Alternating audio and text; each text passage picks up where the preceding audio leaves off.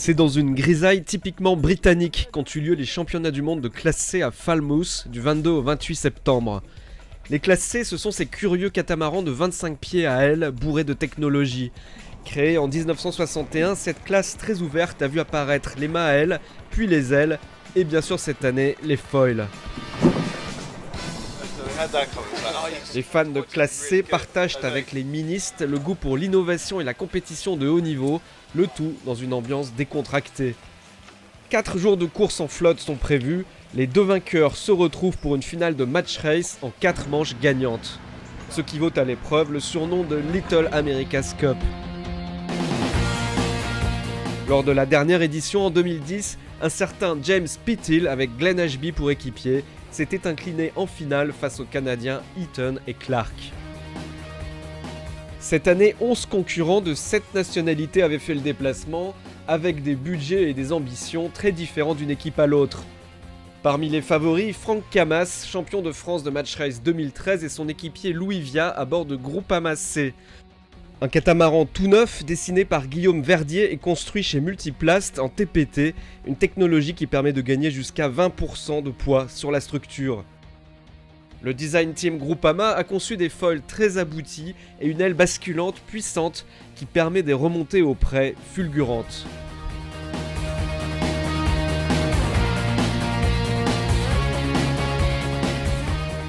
Les principaux concurrents de Groupama sont suisses. Issue des projets Hydropter et Hydropter.ch, l'équipe Hydros est venue en force avec 2 plans VPLP presque identiques, eux aussi équipés de foils. L'un des équipages est français, Billy Besson, champion du monde de NACRA 17 à la barre, avec comme équipier Jérémy Lagarigue. L'autre équipage est hollandais. Le troisième concurrent sérieux est le tenant du titre canadien. Fred Eaton et Magnus Clark arrivent avec Feel Your Hands, un classe C9 qui peine cependant à monter sur ses foils. Les 8 autres concurrents sont des bateaux plus ou moins anciens, mais sans foil, impossible de rivaliser avec Groupama C ou Hydros.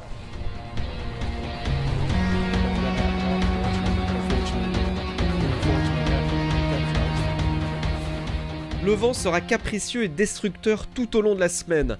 Intouchable au près où il arrive à voler 80% du temps, Groupama C écrase la concurrence en remportant 7 des 9 manches courues en flotte. Ce qui le qualifie pour rencontrer l'Hydros de Besson et Lagarigue en finale.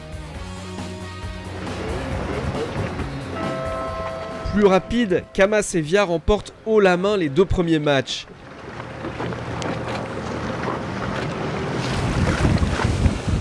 Puis, lorsque le vent monte à 20 nœuds avec rafale, Groupama décide de ne pas prendre le départ.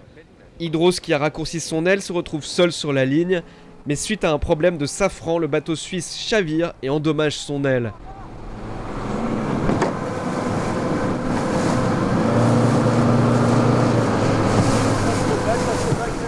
Groupama C se retrouve vainqueur par forfait.